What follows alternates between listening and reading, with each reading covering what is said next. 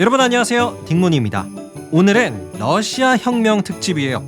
요새 러시아 뉴스가 정말 많이 나오고 있죠. 지금 우크라이나 러시아 전쟁부터 시작해서 하루도 조용한 날이 없는 나라인 것 같은데요. 그래서 이러한 러시아를 이해할 수 있는 역사, 러시아 혁명의 이야기를 준비해봤습니다. 오늘 끝까지 함께 하신다면요, 러시아의 혁명은 이래서 일어났구나, 그리고 러시아는 이렇게 해서 사회주의 국가가 되었구나 등등, 러시아에 대해서 깊은 이해를 하실 수 있을 겁니다. 그럼 바로 시작해보죠. 네, 결론부터 먼저 말씀을 드릴게요.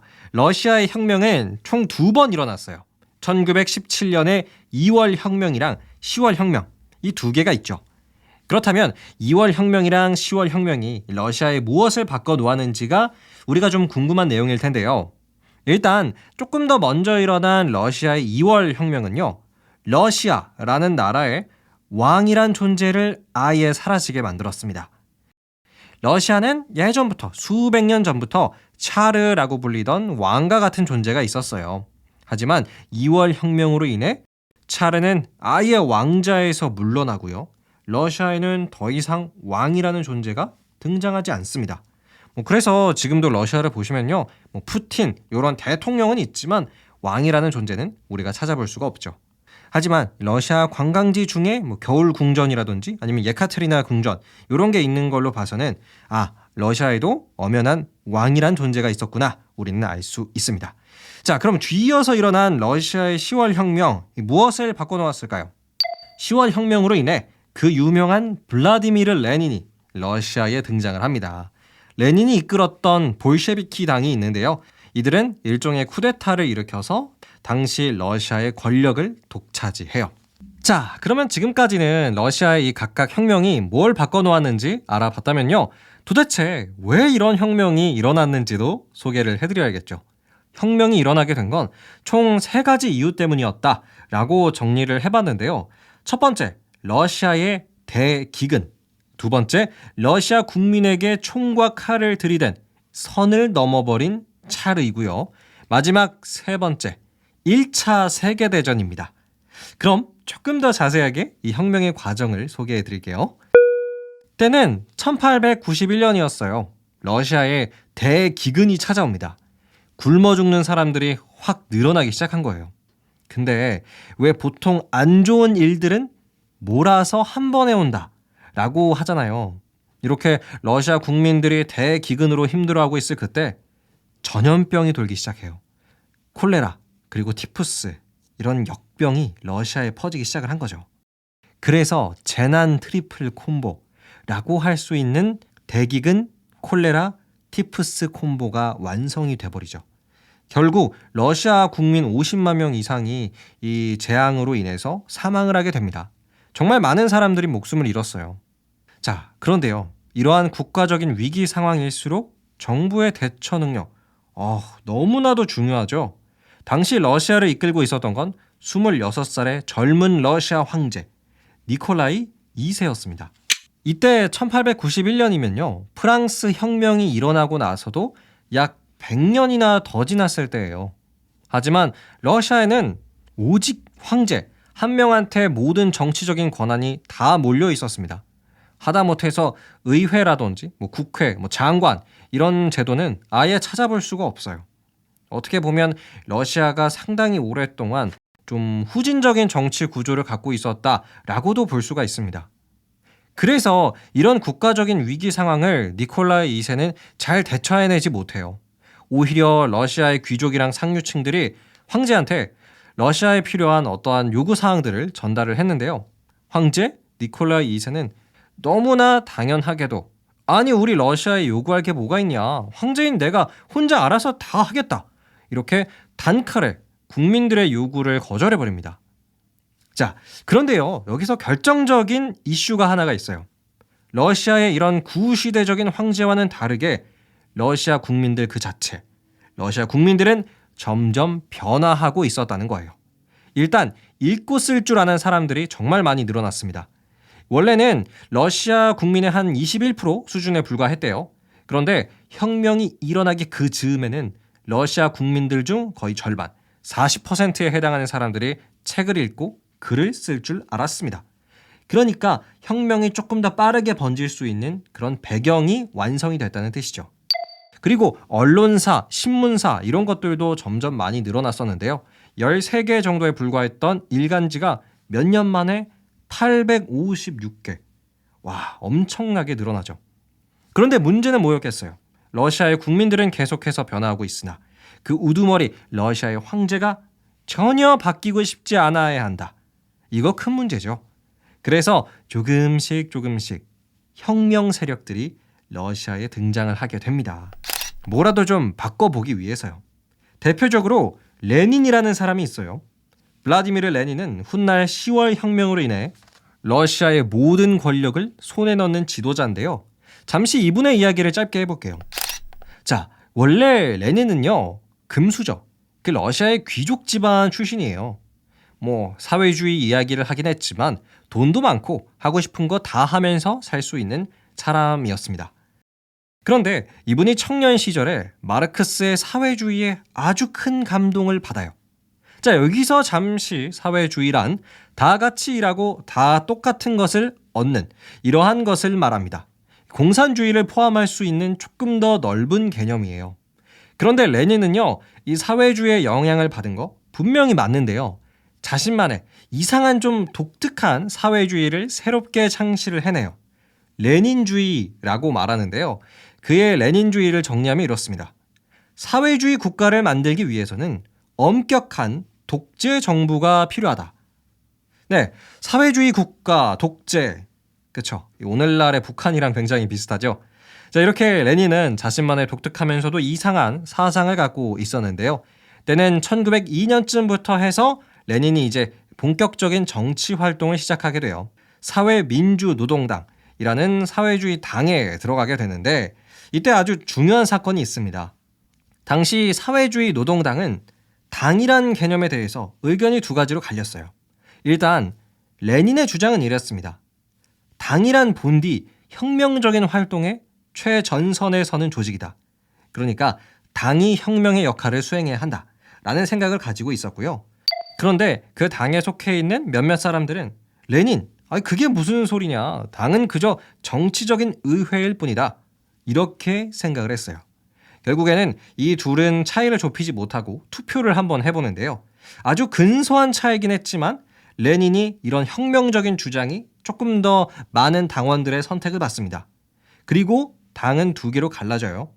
더 많은 표를 받은 쪽이 레닌이 이끄는 볼셰비키 당, 더 적은 표를 받은 쪽은 맨셰비키 당입니다.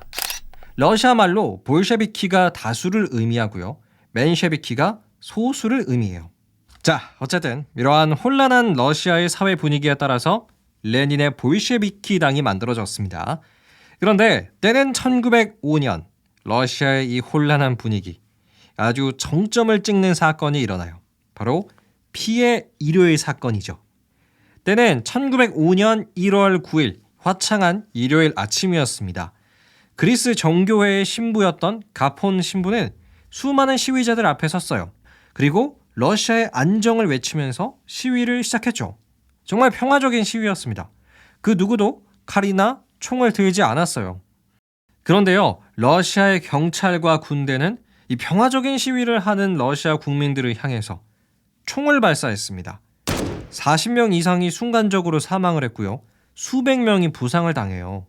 그러면서 시위대는 이제 이런 구호를 외치기 시작했어요. 더 이상 신은 없다. 더 이상 차르도 없다. 네, 이때부터 러시아 그 권력의 정점, 차르를 끌어내려야겠다라는 생각이 러시아 국민들한테 퍼지기 시작한 거예요. 아니, 이 평화적인 시위를 하는 국민들한테 군대가 총을 쐈잖아요. 그러니까 이제 더 이상 차르라는 존재, 황제라는 사람이 국민들을 위하지 않는구나. 자기 권력 지키기에만 급급하구나. 라는 게 너무나도 잘 보이는 거죠. 그래서 이 피해 일요일 사건을 계기로 러시아 황제 니콜라이 2세는 그 지지 세력들을 모두 잃어버립니다. 그리고요, 러시아의 노동자들은 총파업을 진행하기도 했었는데요. 이때 새롭게 만들어지는 러시아만의 독특한 조직이 있어요. 바로 소비에트죠. 여러분, 소련 할 때 이 소련, 이게 소비에트 연방공화국이라는 뜻이거든요. 근데 여기서 소비에트가 노동자 군인 대표자 회의 같은 거예요. 뭐 일종의 시민들이 참여한 의회라고 볼 수가 있습니다. 그래서 피해 일요일 사건 이후로는 소비에트, 이런 시민들이 참여하는 의회가 러시아 전국에 많이 만들어져요. 국가에서는 해주지 않으니까 러시아 국민들이 자발적으로 소비에트를 조직을 하는 겁니다. 자, 그럼 지금까지의 내용을 한번 빠르게 정리해보면요. 1891년 러시아의 대기근이 일어나던 등 러시아 살림살이는 급격하게 안 좋아집니다. 하지만 러시아의 황제 니콜라 2세는 무능력한 모습을 보여줘요. 그러자 레닌이 이끄는 볼셰비키당, 이러한 조직들이 혁명적인 세력들이 등장을 하고요. 1905년 피해 일요일 사건을 계기로 니콜라 2세는 국민들의 지지 모두 잃어버립니다. 그리고 분노한 러시아 국민들은 소비에트라는 회의 기구까지 만들어내죠. 자, 그렇다면 이제 하이라이트입니다. 무엇이 러시아 혁명의 마지막 방아쇠를 당겼는가? 인데요. 혁명의 방아쇠는 1차 세계대전이 당겨요. 때는 1914년 러시아는 영국, 프랑스와 함께 동맹을 맺고요. 독일, 오스트리아, 헝가리 제국, 요 나라들에 맞서 싸우는 1차 세계대전을 시작합니다. 어쩌면 니콜라 2세 황제는 1차 세계대전을 시작함으로써 국민들의 분노를 다른 데로 돌리고 싶어 했는지도 모르겠어요. 하지만 이건 어디까지나 러시아가 독일을 상대로 이겼을 때 가능한 이야기죠. 물론 처음에는 러시아의 전쟁 분위기가 꽤 괜찮았습니다. 근데 요즘 우크라이나 러시아 전쟁을 봐서도 잘 아시겠지만 생각보다는 러시아가 잘 못 싸워요. 독일을 상대로 한 전투에서도 계속 밀립니다. 러시아의 군인 한 100만 명 정도가 한 번에 독일한테 항복해버리는 좀 이해하기 힘든 일도 일어나고요. 자, 그럼 당시 러시아의 국민들 입장에서는 어떨까요? 아니, 우리는 원하지도 않는 전쟁을 내 목숨 바쳐가면서 해야 되는데 심지어 우린 계속 지고 있잖아. 네, 화도 나고 짜증도 나고 이거 차를 황제라는 니콜라 2세는 도대체 뭘 하고 있나? 열 받겠죠? 그쵸? 그래서 그 열받는 걸 한 번에 폭발시키는 게 바로 전쟁 3년차였던 1917년 2월에 터지는 2월 혁명입니다. 당시 거리로 뛰쳐나온 러시아 시민들은 약 20만 명 정도였다고 해요. 이들은 모두 차르의 폐위를 주장을 하면서 당시 수도 페테르부르크의 거리를 행진했습니다. 자, 그런데 이때 니콜라 2세가 멀뚱멀뚱 가만히 보고만 있지는 않았겠죠. 시민들을 제압해라, 혁명 세력을 무너뜨려라 라는 명령을 자신의 직속 군대에게 내립니다. 하지만 그 군대마저 황제의 명령을 따르지 않고 오히려 시위대의 일원이 돼요. 그래서 더 이상의 방법이 없었던 니콜라 2세는 러시아 황제직에서 아예 물러납니다. 2월 혁명으로 인해 러시아의 마지막 황제가 이렇게 떠나간 거죠. 자, 근데 여러분, 이렇게 러시아의 2월 혁명이 성공하고 나서 바로 러시아가 사회주의 국가가 되는 건 아니에요. 임시정부가 수립되는데요. 사회주의보다는 민주주의에 조금 더 가까웠어요. 그런데 이 임시정부의 문제는 뭐였냐? 일단 러시아의 권력을 하나로 모으지 못했고요. 그리고 당시 러시아 국민들이 진짜 원했던 게 뭔지 몰랐던 것 같아요. 1917년 2월 러시아에서 혁명은 성공했으나 1차 세계대전, 이 전쟁은 계속하고 있었어요. 근데 전쟁을 지원하느라 러시아 시민들의 삶은 계속 힘들어져 갔고요. 전쟁터에서 목숨을 잃는 청년들은 혁명 전이나 혁명 후나 별로 다를 게 없었습니다. 그러니까 2월 혁명으로 인해 니콜라 2세, 이 황제가 사라진 건 다행이었으나 평범한 러시아 국민들의 삶은 달라진 게 거의 없었다는 뜻이에요. 그러다 보니까 이때 의도치 않게 아주 인기가 많아지는 정치적 세력이 생겨요. 바로 레닌이 이끄는 볼셰비키당이었습니다. 레닌의 볼셰비키당은 예전부터 지금이나 항상 전쟁에 반대한다, 이걸 주장하는 쪽이었어요. 하지만 다른 러시아의 정치 세력들은 전쟁을 지속하자라는 쪽도 있고 전쟁을 그만하자라는 쪽으로 좀 갈리는 상황이었습니다. 그러다 보니까 전쟁 중단만을 외치는 볼셰비키당이 점점 국민들한테 인기를 끌 수밖에 없죠. 레닌도 그걸 잘 알고 있었을 겁니다. 그래서 때는 1917년 10월 24일 저녁이었어요. 레닌은 자신의 볼셰비키 당원들에게 이렇게 명령을 합니다. 오늘이다. 오늘 러시아 임시정부를 무너뜨리고 우리가 권력을 잡자. 네, 일종의 쿠데타를 계획을 합니다. 총과 칼로써 러시아 임시정부를 무너뜨리는 레닌의 10월 혁명. 성공해요. 자, 근데요. 러시아는 특히 이 10월 혁명에 대해서 뭔가 굉장히 영웅적이면서도 전 러시아 국민이 참여한 것처럼 애써서 포장을 하는 모습이 있다고 해요. 그런데 진짜 역사적으로는 2월 혁명과 다르게 러시아 전체 국민들의 의도에 의해서 혁명이 일어난 건 아니었고요. 그저 레닌의 볼셰비키 당이 러시아의 권력을 잡기 위해서 일으킨 혁명에 불과하다고 합니다. 오죽하면 혁명을 주도했던 그 규모가 2월 혁명 때는 한 25만 명 됐었는데 10월 혁명 때는 한 1만 명 정도밖에 안 됐대요. 어쨌든 10월 혁명으로 인해 급진적인 사회주의 독재 정부 레닌의 정부가 시작이 됩니다. 자, 그런데 여전히 1차 세계대전은 끝나지 않고 있었어요. 그래서 레닌은요, 러시아의 모든 권력을 잡자마자 전쟁을 하던 독일과 협상을 합니다. 근데 이 협상이 사실 러시아 입장에서는 너무나도 불리한 조건이었어요. 대표적으로는 러시아가 갖고 있던 유럽 대륙의 영토 전부를 포기하는 것이었는데요. 이 협상으로 인해서 러시아는 폴란드, 에스토니아, 핀란드 이런 유럽의 나라들을 다 잃어버리게 됩니다. 인구의 34%가 빠져나간 거나 다름이 없었대요. 그래서 레닌의 이 10월 혁명을 두고 이게 진정으로 러시아를 위한 일이었는가, 아니면 레닌의 볼셰비키만을 위한 것이었는가에 대해서는 많은 논란이 따르고 있습니다.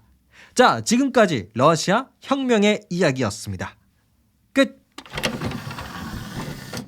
네, 오늘은 여러분과 함께 러시아 혁명에 대해서 이야기를 한번 나눠봤는데요. 이후의 이야기도 사실 굉장히 재밌습니다. 소련이라는 나라가 정확히 성립이 되고 레닌의 뒤를 이어서 스탈린이라는 지도자가 나오는 스토리도 굉장히 재밌거든요. 제가 이 이야기도 또 재밌게 여러분에게 소개해 드리도록 하겠습니다. 오늘도 긴 시간 끝까지 함께 해주셔서 감사드리고요. 재미있으셨다면 구독과 하트 눌러주시는 거 잊지 말아주세요. 감사합니다. 안녕히 계세요.